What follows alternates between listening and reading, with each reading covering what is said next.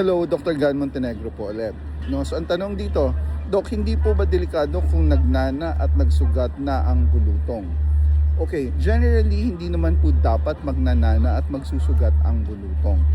May mga instances na pwedeng nagkaroon ng tinatawag na superficial bacterial infection.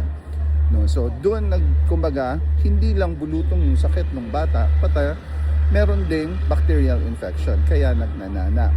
Although mas magandang malinawan kung totoo bang nana yon, kasi minsan or yung mga vesicles, yung mga sugat o butlig ng bulutong habang tumatanda yon, nagmamature, parang naghihinog, minsan parang nagiging yellowish creamy yung loob ng butlig.